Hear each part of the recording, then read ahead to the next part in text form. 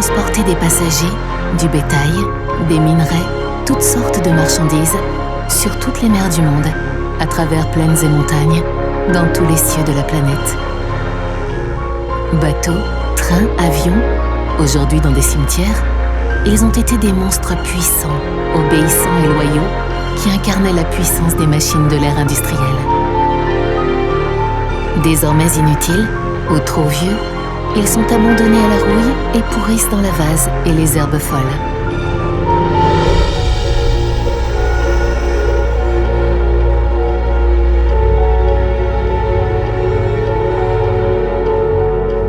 D'énormes carcasses inertes sont reléguées dans des endroits à l'écart où ils composent des paysages d'apocalypse d'une beauté singulière. Injure à l'écologie pour les uns, sanctuaire de la faune sauvage pour les autres, témoignages historiques et même œuvres d'art, ces géants pétrifiés ne laissent pas indifférents. Passionnés de la rouille, fous de patrimoine, collectionneurs, artistes, ces vestiges éloquents et grandioses de notre société contemporaine suscitent la ferveur des gens.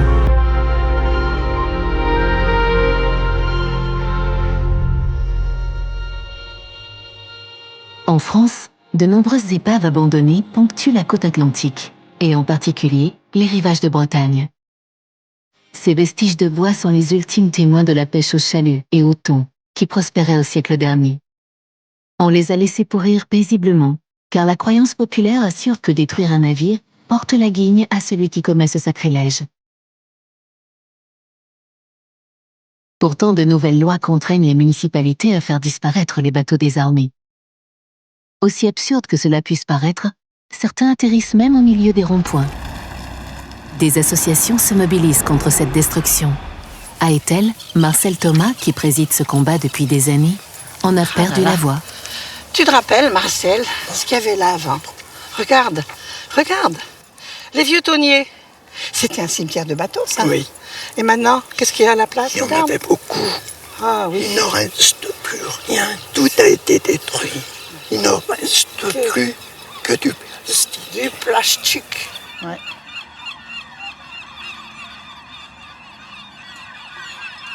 Heureusement, quelques épaves subsistent encore. De l'autre côté de la rivière d'Etel, de belles structures de bois donnent un charme fou au légendaire cimetière du Maguire que l'association s'acharne à défendre.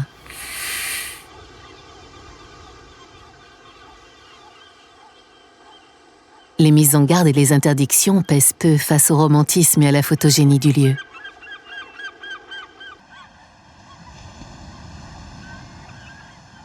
Tous les tonniers de celui-ci avaient une spécialité, c'était un langoustier et le Gade-Montoire. Non, le Gade-Montoire, d'accord. La rose du Carmel qui est enfouie. Et le grand là-bas? Le grand, c'est le sans-nom. Le sans-nom.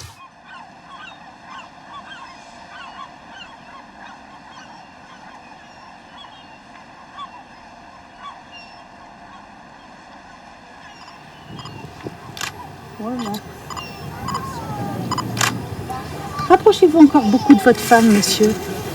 Et ça, c'est...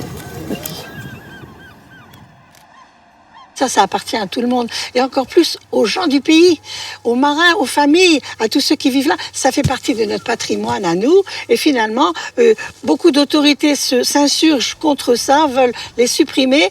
Mais à quoi ça servirait de les supprimer? C'est pas à eux, c'est à nous. Selon la loi, les épaves occupent illégalement le domaine public et compromettent la sécurité des riverains. Les municipalités sont tenues de les enlever. Au Maguire, la détermination des défenseurs du site a fait reculer les pelleteuses.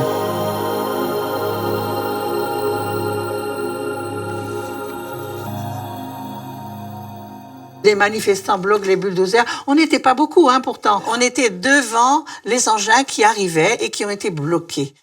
On doit conserver les cimetières de bateaux. L'association sait que sa victoire est fragile. Pour garder les riverains mobilisés, elle leur demande d'envoyer des cartes postales à la mairie exigeant que le cimetière demeure.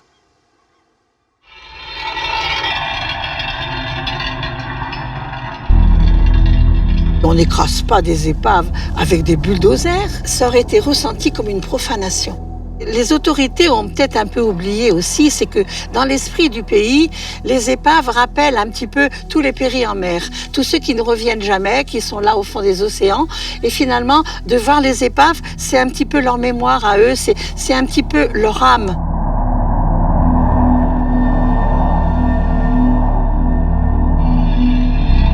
Sans ces cimetières de bateaux, la Bretagne perdrait un peu de son âme.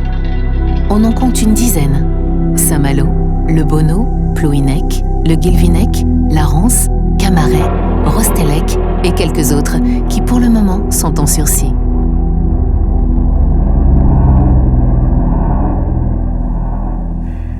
Quand on voit ce travail de charpente, c'est quelque chose qu'on ne peut plus faire, qu'on ne sait plus faire. On va les garder pour que justement la mémoire continue de vivre.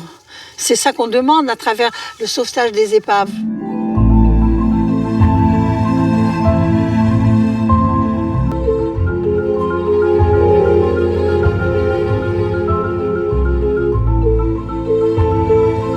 Pour les peintres du dimanche, le cimetière du Maguire est très populaire.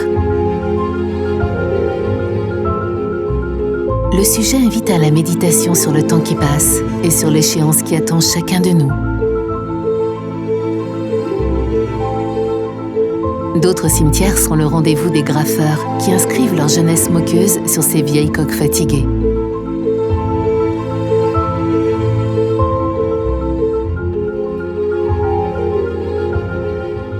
Au mois de juin et juillet, le cimetière d'épave de Kerrervie à Lanester est la toile de fond d'un amphithéâtre où l'on joue, où l'on danse et chante, dos à la mer.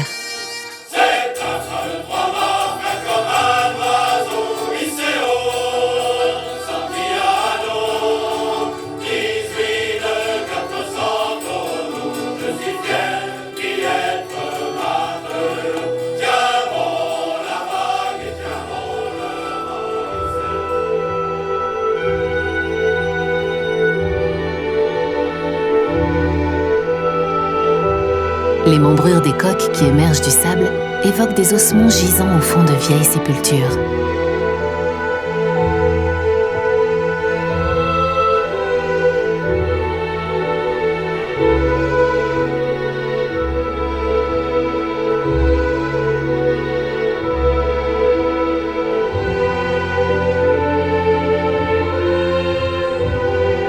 Les patrons pêcheurs qui ont quitté le métier viennent s'y recueillir.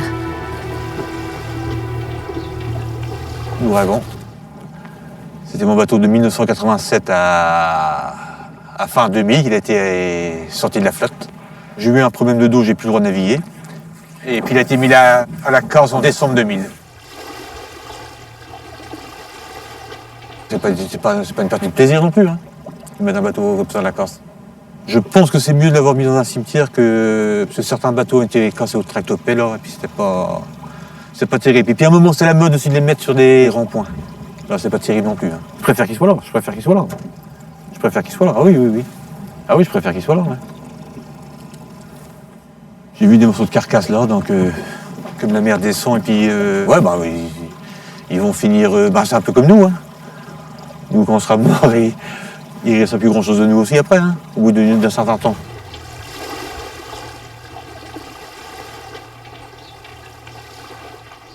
Je pense que dans 50 ans, il n'y aura plus de cimetière de bateaux.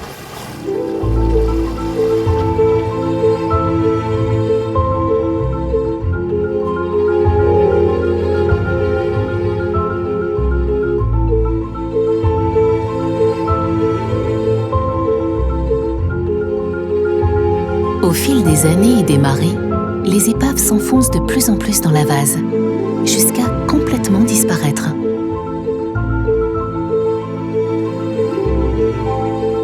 Mais comment garder une trace pour les générations futures ?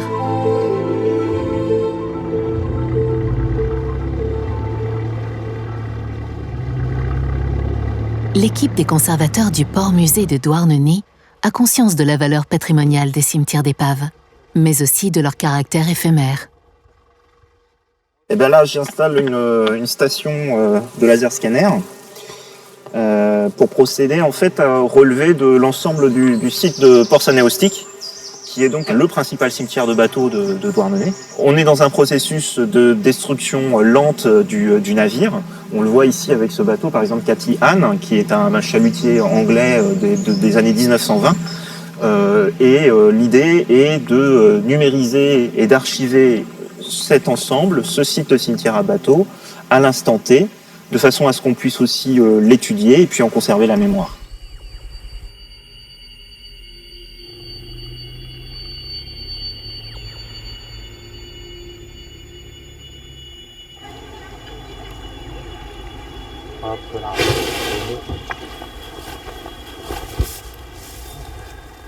J'ai scanné un autre flanc en fait du cimetière à bateaux, puisqu'en fait on va faire plusieurs sessions réparties tout autour du cimetière de façon à constituer une enveloppe complète.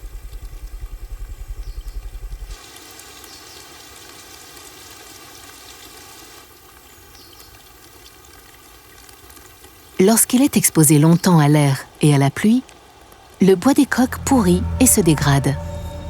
En fin de cycle, il produit de l'humus absorbé par les plantes et retourne ainsi à la nature.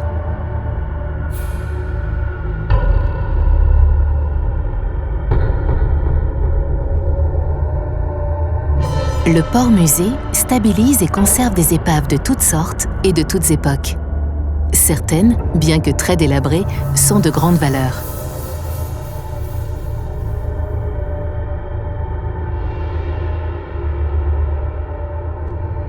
L'équipe de Douarnenez aimerait faire classer les cimetières de bateaux bretons les plus remarquables.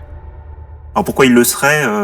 Tout d'abord parce que ce sont des gisements archéologiques, où on a une stratification de navires sur parfois plusieurs siècles qui se sont superposés et qui se sont incrustés dans la vase ou dans le sédiment. Il y a des dispositifs de protection en France. Ces sites, ces cimetières de bateaux peuvent être considérés comme les laissés pour compte.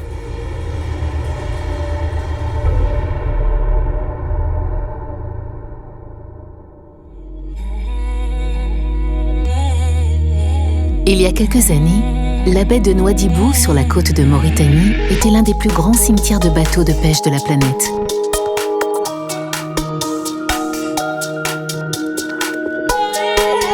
Plus d'une centaine d'épaves de toute taille se disloquaient dans les eaux tourmentées de l'Atlantique.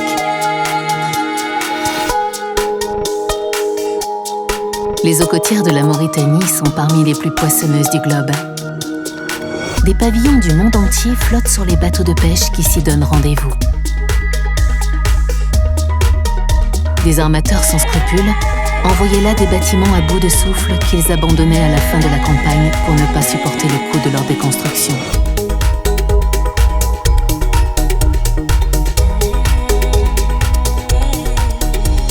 Abdallahi Mahadou a bien connu le cimetière d'épaves à son apogée. Il garde aujourd'hui les dernières carcasses. Autrefois, il y avait une centaine d'épaves éparpillées. Du Portugal, de Corée, d'Asie, des Russes et d'autres. Il y a 4 ans, on a commencé à nettoyer toute la rive. Et ce qu'on voit aujourd'hui, c'est ce qui reste après que les 50 premiers bateaux aient été tirés à terre pour être découpés. La majeure partie du démantèlement a été financée par l'Union européenne.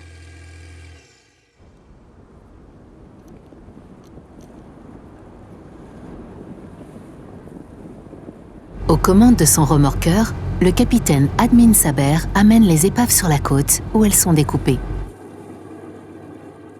Nous avions beaucoup d'épaves à remorquer, une bonne centaine. Le fait qu'il y ait aujourd'hui beaucoup moins de bateaux échoués nous facilite énormément la tâche. Les manœuvres sont beaucoup plus simples.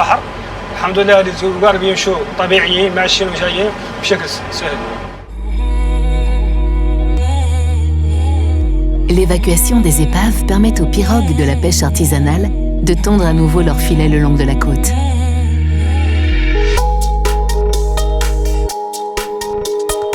Il ne reste plus désormais qu'une dizaine de bateaux qui s'en iront bientôt à la découpe.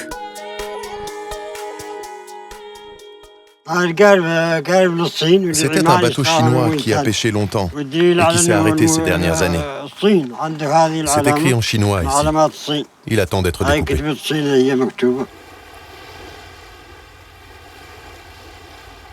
On voit bien que ce bateau appartenait à une flotte chinoise. C'est son pavillon. La coopération entre la Chine et la Mauritanie était très importante. Les Chinois pêchaient dans nos eaux qui sont très poissonneuses.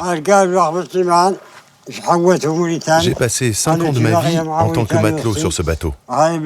Lorsqu'on mettait le filet à l'eau, pendant seulement 2 ou 3 heures, on le remontait avec 12 ou 13 tonnes de poissons. Une fois sur le pont, on le conservait dans ses cales. Cette sorte de filet est interdite aujourd'hui. Les mailles sont trop fines et les petits poissons ne pouvaient pas s'échapper.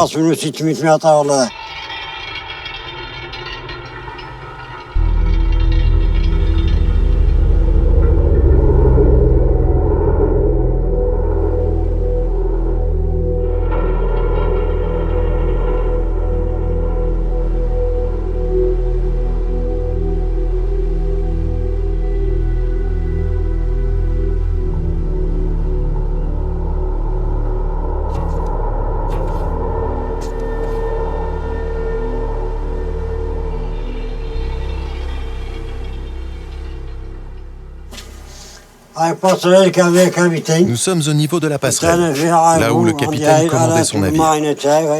Aujourd'hui, c'est chez moi. C'est ma cuisine, mon réfectoire. C'est là que je dors. Ici, c'était le siège du capitaine, pour piloter. Maintenant, c'est ma vie.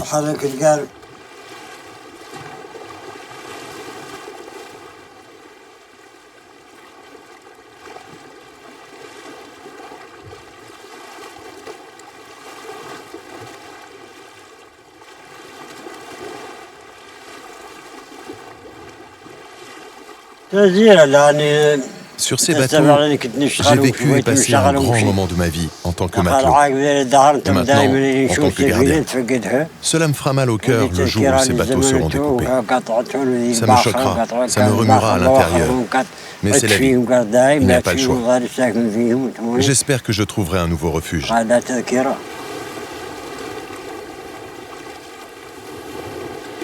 À plus de 70 ans, sur ce radeau fragile qu'il a bricolé lui-même, Abdallahi inspecte les épaves une fois par semaine, même les plus éloignées, pour détecter des voies d'eau qui enverraient les carcasses par le fond.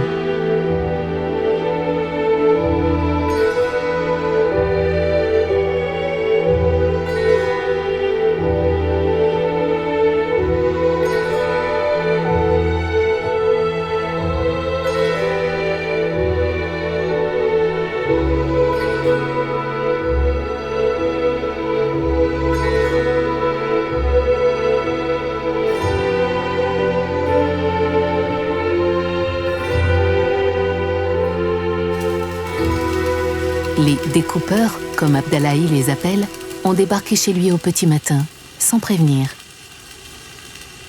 Le vieil homme devra supporter la présence des ouvriers qui taillent en pièces son palais de rouille.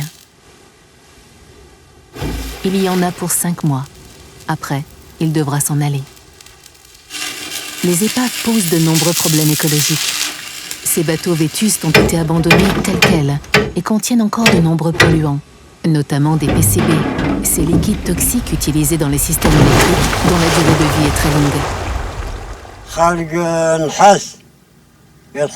Sur un bateau, il y a différents métaux, comme le cuivre, le fer, le zinc. Actuellement, les prix au kilo sont ici de 4 € pour le cuivre, 2 € pour le zinc et 3 à 50 centimes d'euros pour l'acier.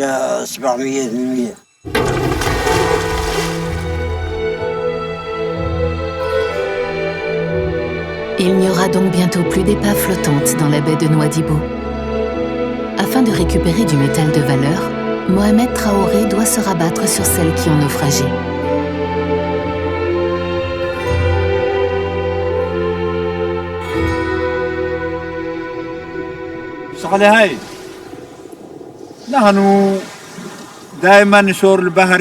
Je fais le métier de plongeur depuis 5 ans. Et mon rôle, c'est de chercher tous les métaux, surtout les plus chers, comme le cuivre. Mais s'il n'y en a pas, je prends le fer.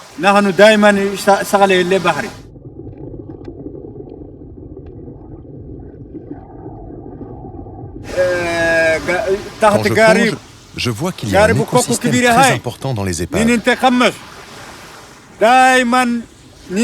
multitude de poissons, beaucoup de variétés, des poulpes, et de temps en temps, des capitaines, des sardinettes, des tortues, et bien d'autres. Dès ma première plongée de la journée, je croise généralement dans ces épaves beaucoup de poissons, au repos.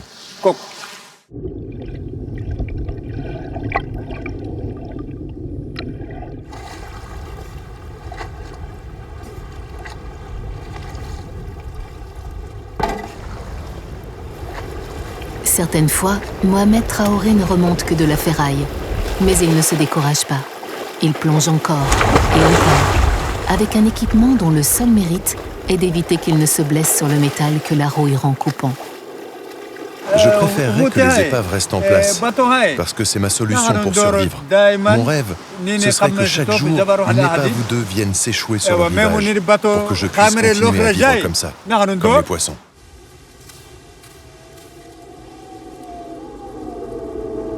Lorsque toutes les épaves de la baie auront été démembrées, d'autres ne manqueront pas d'arriver. De nombreuses routes maritimes longent le cap Blanc, à quelques kilomètres de Nouadhibou. Ce cap est réputé pour ses courants violents et sa météo exécrable. De nombreux navires connaissent des avaries dans ces parages dangereux. Des squelettes rouillés s'y accumulent en attendant l'arrivée des ferrailleurs.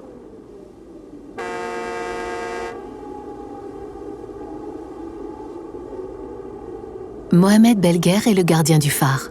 Il connaît l'histoire de toutes les épaves de cette côte vantée que hantent des milliers de goélands.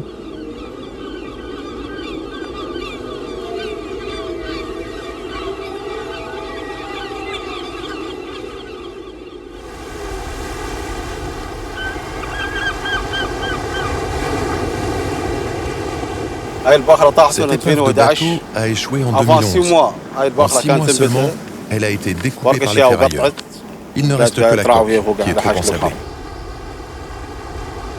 4000 tonnes de ferraille ont été découpées avec des moyens dérisoires, sous la menace d'un océan brutal qui ne pardonne rien. Des petites pirogues ou des bateaux de taille moyenne échouent souvent ici, à cause des courants. Ils sont très forts. Et si le capitaine de ces bateaux de pêcheurs ne sait pas bien naviguer dans la zone, ils font naufrage ici, au Cap Blanc, surtout la nuit.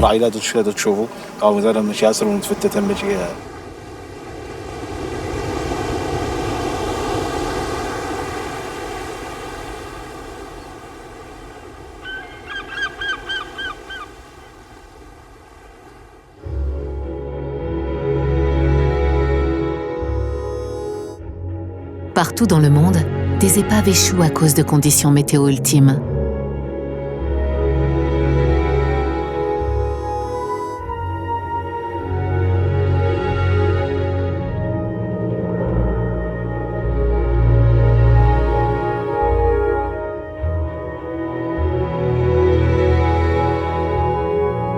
Au Kazakhstan, le plus étrange des cimetières de bateaux s'est formé en plein désert suite à des conditions climatiques extrêmes.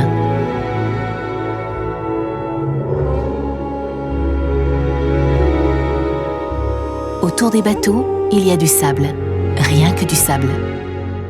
Autrefois, il y avait une mer, la mer d'Aral. Au cœur de l'Asie centrale, elle était l'une des plus grandes mers intérieures de la planète. La culture forcenée du coton par les pays riverains a détourné les fleuves qui la maintenaient en vie. Depuis les années 60, à certains endroits, le rivage s'est retiré de 100 km de la côte d'origine. Le port d'Aralsk, dans la partie nord de la mer d'Aral, a été florissant.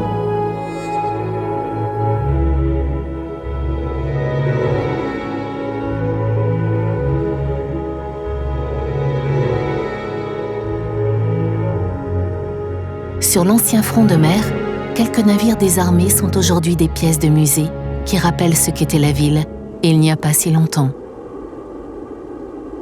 Le site est aujourd'hui cerné par le sable et la poussière.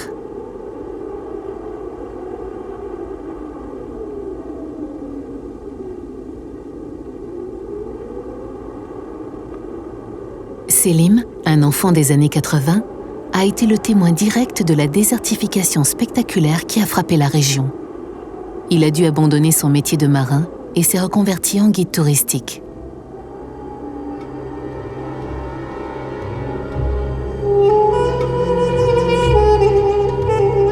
Le retrait catastrophique de la mer est devenu le thème central de son activité de guide. Attirés par l'extravagance de ces bateaux qui semblent tomber du ciel, de nombreux touristes font le voyage pour se faire photographier sur les épaves.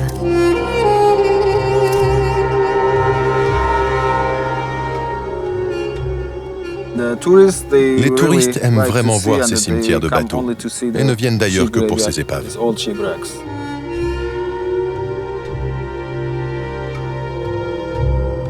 Il est difficile d'imaginer que ces coques ont chargé et déchargé des marchandises, et plus encore qu'elles pêchaient quantité de poissons, là où il n'y a plus qu'un désert sans attrait. Dans les années 60, il devait y avoir dans les environs une centaine de bateaux de pêche comme celui-là.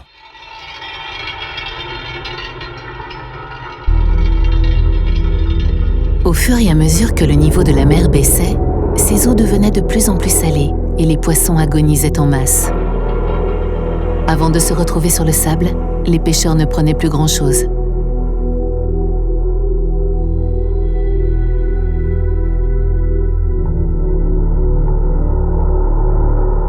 Ici, c'était la cabine du capitaine. Et là, on a encore la chaîne qui entraînait les engrenages. C'est d'ici qu'on pilotait le bateau.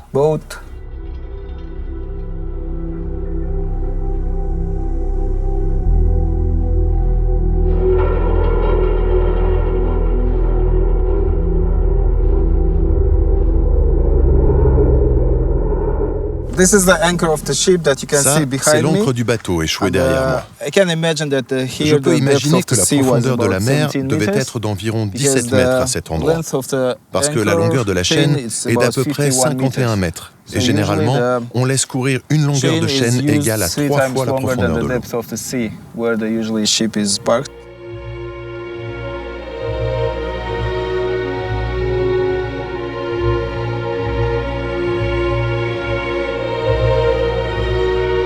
La plus grosse épave est celle d'un petit cargo. L'été, il fait ici une chaleur écrasante. Aux heures les plus dures de la journée, les chevaux sauvages s'abritent à l'ombre de la carcasse, sous les regards désabusés d'un équipage de fantômes.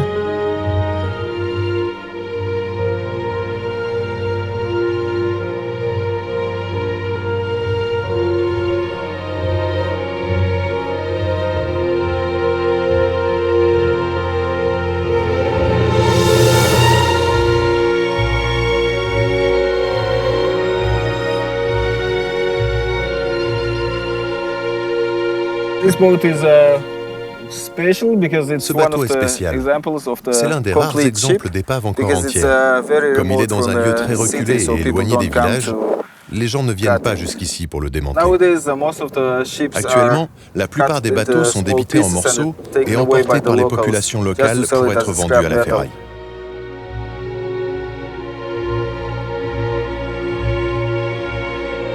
S'il ne repense pas son activité de guide, Selim devra trouver un autre métier.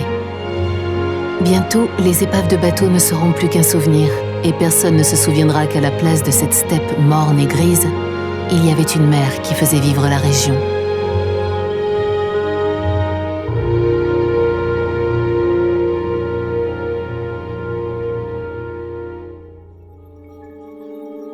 Conserver la mémoire, c'est l'objectif de plusieurs sauvetages d'épaves qui sont en cours dans le monde entier. L'un des plus spectaculaires est sans doute celui du SS United States, gigantesque paquebot fantôme de 300 mètres de long et 30 mètres de large. Il attend de connaître son sort dans le port de Philadelphie. This ship is the last Ce navire est le great dernier grand American paquebot liner. There are américain. no other ships Il n'y a pas d'autres on the navires sur la planète comme left celui-ci. like this one. This Il a ship was été conçu par designed by William William Francis Francis Gibbs, qui est Gibbs, mon who was my grand-père. grandfather. This is the most famous C'est ship le navire that le plus didn't célèbre qui n'a pas coulé. sink. This ship could go Il pouvait aller faster plus in vite en marche reverse arrière que than the n'allait le Titanic Titanic en could go marche avant. forward. So it's Il est crucial donc to save crucial her. de le It's a sauver. C'est une very partie très important part importante de of l'histoire American américaine history. et ce serait une tragédie And it absolue would si be ce an navire était absolute démantelé tragedy et mis if au rebut. this ship were cut up and scrapped.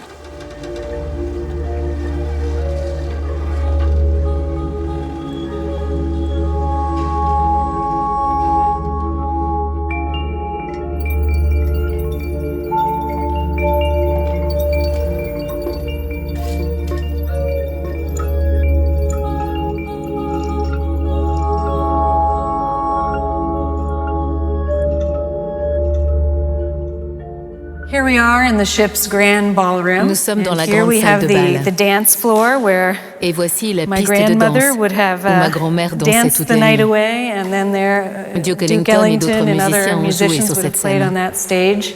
Lots of famous people Beaucoup de traveled gens on the célèbres ont SS United voyagé sur le States. Four SS US 4 presidents, présidents des a number of États-Unis, foreign un certain dignitaries nombre and de heads of dignitaires state, étrangers et des Prince chefs d'État. Rainier, Le movie prince Rainier, stars, par Marilyn exemple, mais aussi des Monroe. stars It de was cinéma really comme Marilyn a Monroe. who's who C'était le of who's stars who des in the vedettes 50s des and années 60s. 50 et 60. Aujourd'hui, seules les araignées dansent encore dans la salle de bal.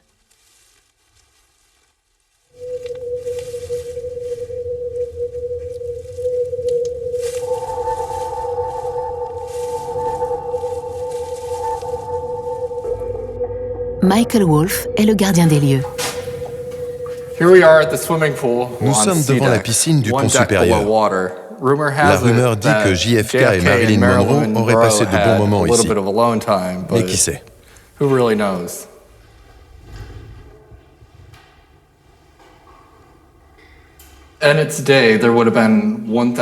En son temps, il y avait 1000 membres d'équipage et près de 3000 passagers. Et aujourd'hui, nous ne sommes que 3 à assurer la maintenance du navire. Au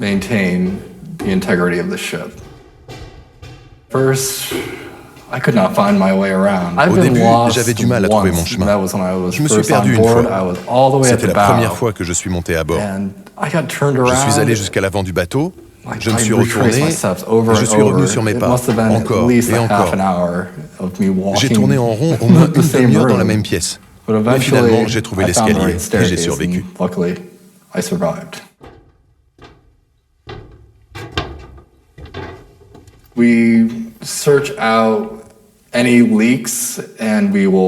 Nous recherchons toutes les fuites d'eau et nous les colmatons pour que ça n'aille pas plus loin.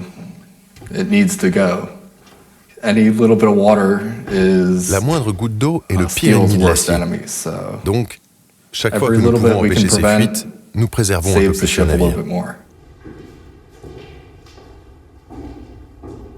Une des solutions envisagées pour sauver le SS United States serait de convertir les 500 000 m² en bureaux, commerces et restaurants. Un musée serait consacré à l'histoire du paquebot et quelques salles seraient conservées en l'état pour raconter sa vie rocambolesque. The SS United States had a sister ship. Unfortunately, Le SS United States avait un navire SS frère, America le SS met America. a very tragic end. Malheureusement, The SS il a connu une America fin ended up tragique et a fini par wrecked s'échouer dans in les the îles Canary Canaries. Islands. It's the most haunting image C'est l'image la plus fantomatique d'un navire ship. brisé. And we are very motivated to Et nous sommes très motivés prevent pour empêcher un such pareil an destin ignominious honteux au fate SS United from States. befalling the SS United States.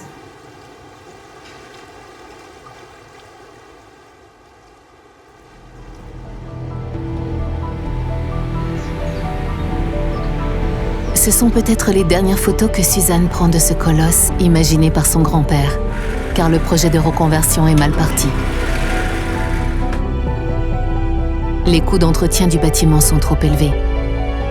La disparition physique de ces vestiges est programmée et c'est regrettable. Ces bateaux d'exception qui ont tant fait rêver ne seront plus qu'une page dans l'histoire des transports collectifs. Les trains des premiers âges du rail sont-ils eux aussi condamnés à la ferraille ? il existe encore dans le monde quelques dépôts où locomotives et wagons anciens, mis au rencard depuis longtemps, s'abîment loin des regards.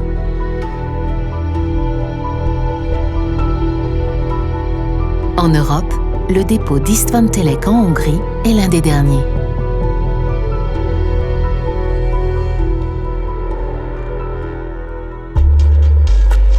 C'est en Amérique du Sud que l'on trouve les plus grands cimetières ferroviaires à ciel ouvert.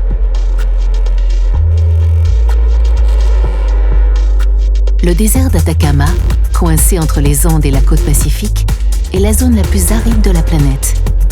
Il n'y pleut presque jamais. Une chance pour les vieilles locomotives. Le métal y rouille beaucoup moins vite qu'ailleurs dans le monde. La station ferroviaire de Baquedano, dans le nord du Chili, près de la frontière bolivienne, a été construite en plein désert dans les années 1910. C'était par train que le minerai extrait des grandes mines des Andes était acheminé jusqu'au port de la côte Pacifique.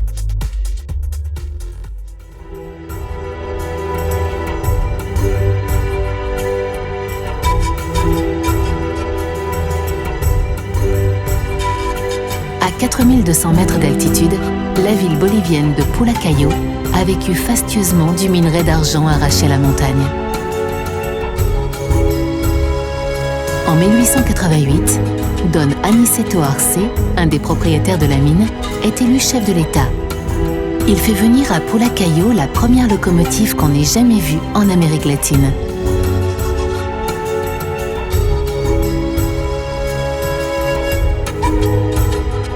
Du flot d'argent qui a coulé sur Pulacayo, il ne reste que quelques bâtiments un peu décrépits et un troupeau de vieux trains rouillés qu'Angel Rivera, l'ancien directeur du musée de la ville, considère avec tendresse.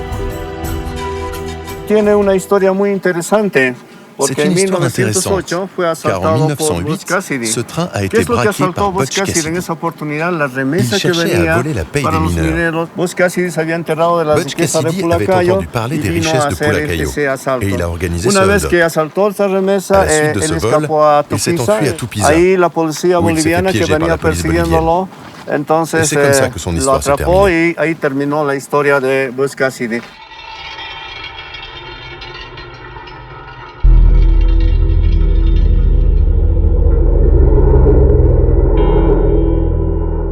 C'est l'unique wagon qui reste et on estime que c'est celui-là qui a été braqué par Butch Cassidy.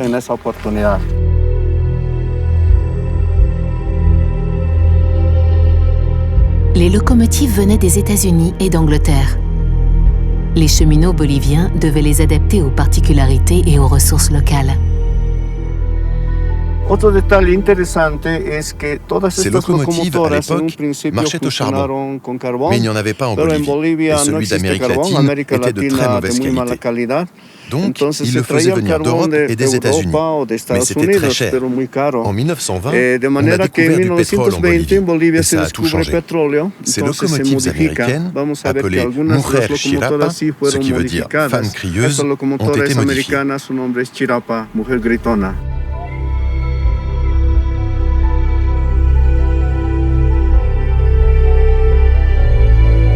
Pulacayo offre à tout le monde le spectacle pittoresque de sa gloire déchue. Ceci est un musée ouvert, où l'on peut voir et toucher ce qui reste de l'industrie. Les touristes sont généralement passionnés par l'histoire et la culture. Ils sont particulièrement intrigués par les spectaculaires villages abandonnés, à l'image de celui-ci.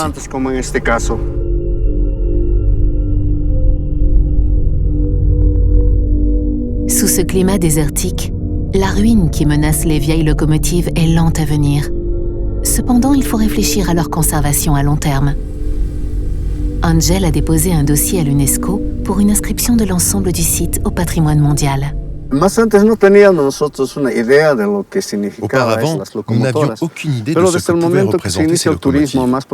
Mais lorsque le tourisme a commencé avec des visiteurs étrangers, nous nous sommes rendus compte qu'elles étaient très intéressantes. C'est quelque chose qui n'existe nulle part ailleurs en Bolivie. Alors une mission de l'UNESCO est venue, il y a une dizaine d'années, et nous a dit que nous pouvions le présenter au classement. C'est à partir de là que nous avons commencé à valoriser toute la la technologie que nous avons ici. Et celle-ci fait partie de l'histoire de Pulacayo. Je pense que cet endroit doit être protégé en tant que patrimoine de l'humanité, parce qu'il y a beaucoup d'histoire ici.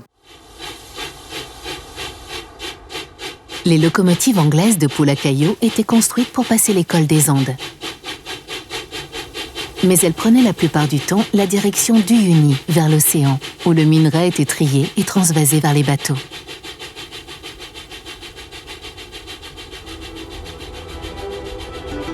Uyuni était l'un des plus grands centres de maintenance ferroviaire d'Amérique du Sud.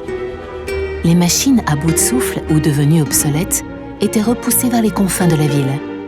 Elles y sont encore. Alfredo Ardoz a travaillé là pendant plus de 42 ans. Comme vous voyez, tout ça, c'est du matériel roulant. Des réservoirs, des wagons et des citernes.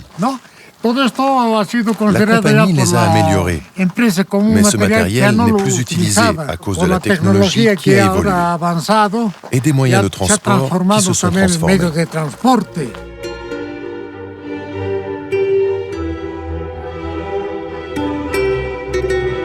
Les wagons abandonnés font le bonheur des graffeurs.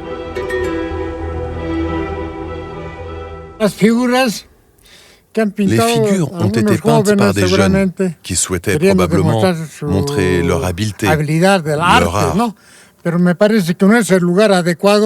Mais je pense que ce n'est pas l'endroit pour faire ce genre de dessin. Ce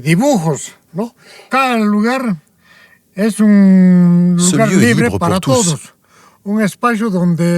C'est un espace où viennent des écoliers, des jeunes et même des militaires.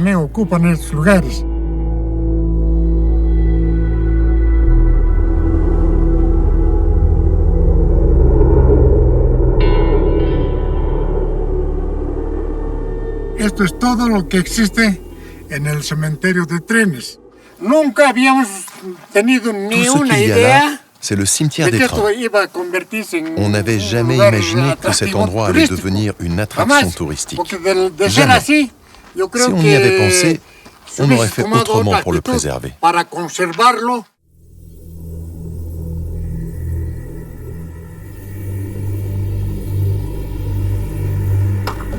Le cimetière des locomotives est situé tout près du Salar de Uyuni, l'immense lac de sel connu dans le monde entier.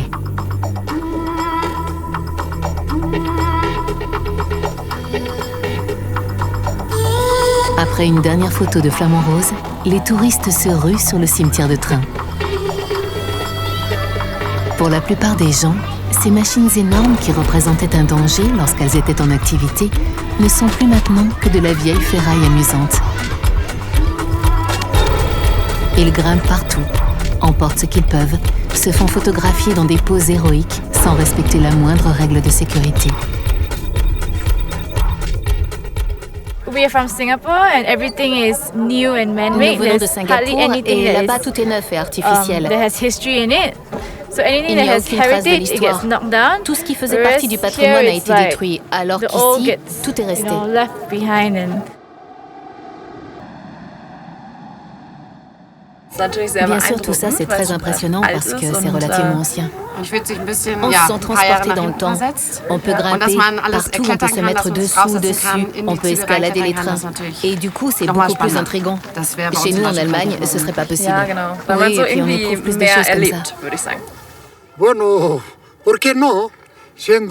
Eh bien, pourquoi pas? En tant que Bolivien du Uyuni et ex-cheminot, je suis heureux de la présence des touristes.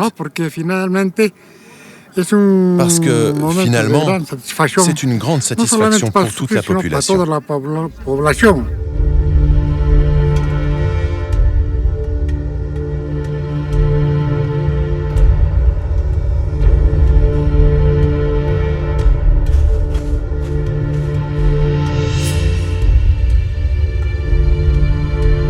Le soleil couchant accentue le baroque de ces énormes machines de l'ère industrielle.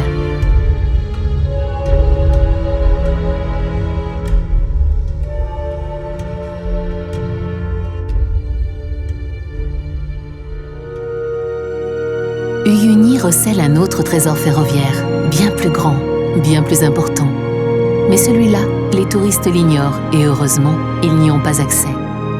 Derrière les hauts murs de la gare centrale, toujours en service, une pléthore de matériel roulant déclassé depuis longtemps est stocké hors de vue du public.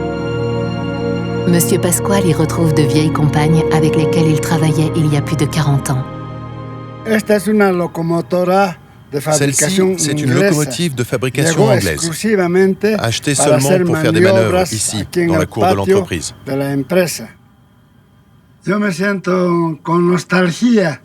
Je suis nostalgique parce que cette locomotive, je l'ai conduite pendant de nombreuses années. Et revenir ici, ça me remplit de tristesse.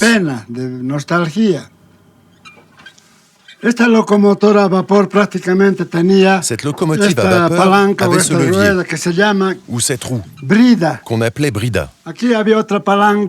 Ici, il y avait un autre levier. Il fallait tirer pour mettre la locomotive en marche. Celle-là, on l'appelait zienda. Aquí teníamos nosotros prácticamente un tubo Ici, nivel de on avait un tube de niveau en verre qui permettait de contrôler la quantité d'eau qu'il y avait dans la chaudière. Et ça permettait de régler le combustible. À l'époque, c'était du pétrole. Le chauffeur contrôlait la chaudière où se trouvait le foyer pour chauffer. Et comme ça, on avait de la vapeur.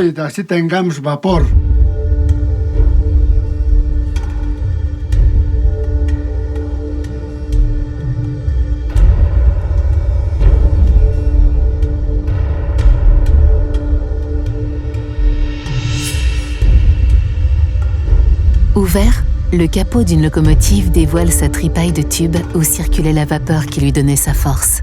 Cet endroit s'appelle la boîte à fumer. Et de l'autre côté, il y a la cage à feu.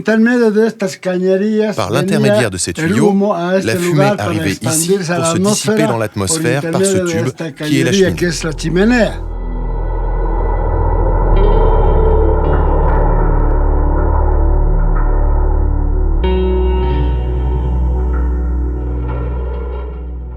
Je suis le seul machiniste d'Uyuni qui reste, parce que les autres sont morts. À Uyuni, je suis le seul.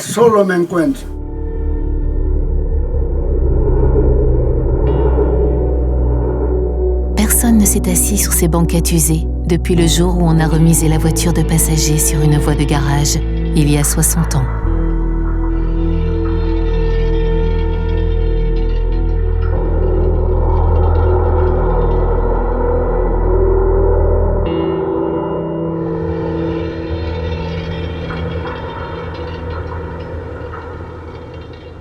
Todo este material está casi como un secreto, ¿no? Tout ce matériel est presque comme un secret, car cet endroit n'a pas encore été visité par les touristes. Et nous espérons que lorsqu'il sera déplacé dans un futur musée, ils vont les rénover comme autrefois.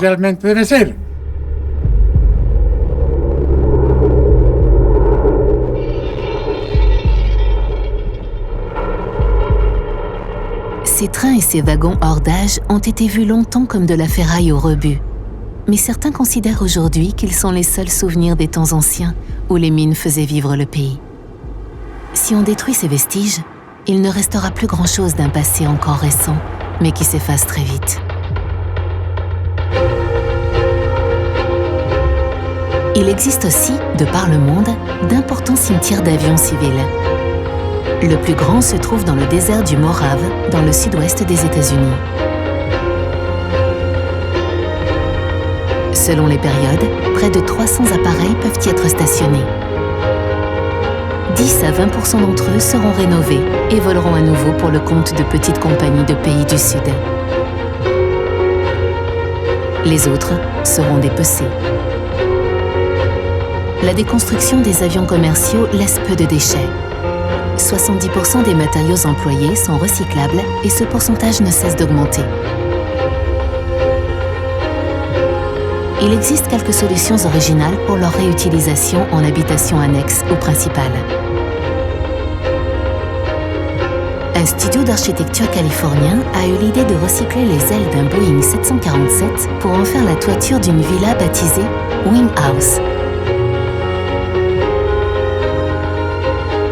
Si les épaves ont longtemps été abandonnées à la providence, le monde moderne n'en veut plus. Un pourcentage croissant des matériaux employés dans la construction des véhicules terrestres, aériens ou maritimes doit être recyclable dès la conception, de telle sorte que la déconstruction ne laisse peu ou pas du tout de déchets.